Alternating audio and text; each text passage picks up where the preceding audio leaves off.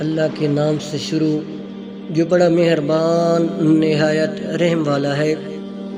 جب تم مفلس سے تنگ آ جاؤ اور رزق کا کوئی راستہ نہ نکلے تو صدقہ دے کر اللہ سے تجارت کر لیا کرو۔ چابی سے کھلا تالا بار بار کام آتا ہے، مگر ہتھوڑی سے کھلا تالا دوبارہ کام نہیں آتا۔ اسی طرح رشتوں کے تالے غصے کے ہتھوڑے سے نہیں بلکہ محبت کی چابی سے کھولیں۔ کل میں ہوشیار تھا، دنیا بدلنا چاہتا تھا، آج میں سمجھدار ہوں، خود کو بدل رہا ہوں۔ حضرت محمد صلی اللہ علیہ وآلہ وسلم نے فرمایا، جنت میں ایسے لوگ داخل ہوں گے جن کے دل چڑیوں کی طرح نرم ہوں گے۔ پسند کو چھوڑنا بڑا مشکل ہوتا ہے اور ناپسند کو قبول کرنا بڑا مشکل، اور یہ کر جانا اللہ کے نزدیک بہت شکر کا مقام ہے۔ جب اللہ تمہیں کنارے پر لا کھڑا کر دے تو اس پر کامل یقین رکھو، کیونکہ دو چیزیں ہو سکتی ہیں، یا تو وہ تمہیں تھام لے گا یا تمہیں اڑنا سکھا دے گا۔ لوگوں نے اپنے گھروں کو جنت بنا لیا پر جنت میں گھر بنانا بھول گئے۔ ہمیشہ ایسے شخص کو چنا کرو جو آپ کو عزت دے، کیونکہ عزت محبت سے کہیں زیادہ خاص ہوتی ہے۔ بڑی اذیت میں رہ کر دنیا سیکھنی پڑتی ہے۔ بعض دکھ بھی گونگے انسان کی طرح ہوتے ہیں جو نہ بتائے جا سکتے ہیں، نہ کوئی سمجھ سکتا ہے، بس چپ چاپ پالے جاتے ہیں۔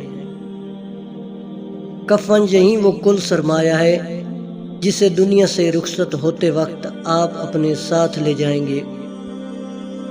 اکیلے بیٹھ کر خود سے سوال کریں کہ آپ کے مرنے سے کتنے لوگوں کی زندگیوں میں فرق پڑے گا۔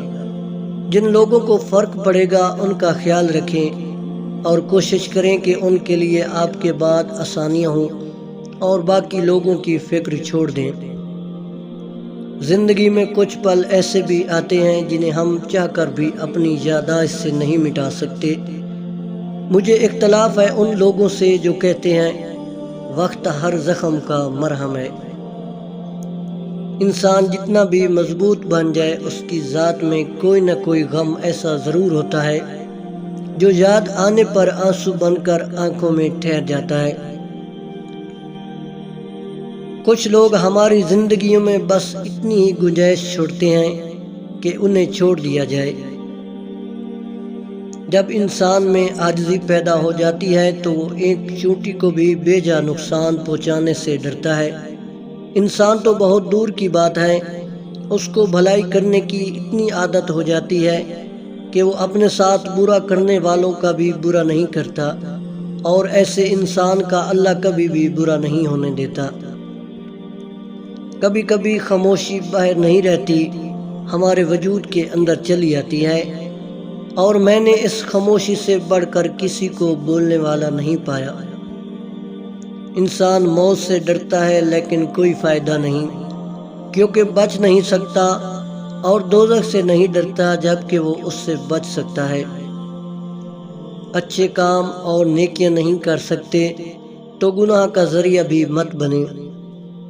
اے اللہ، ہمیں دنیا آخرت میں خیر و بھلائی عطا فرما، اور ہمیں جہنم کی عذاب سے محفوظ فرما۔ آمین یا رب العالمین۔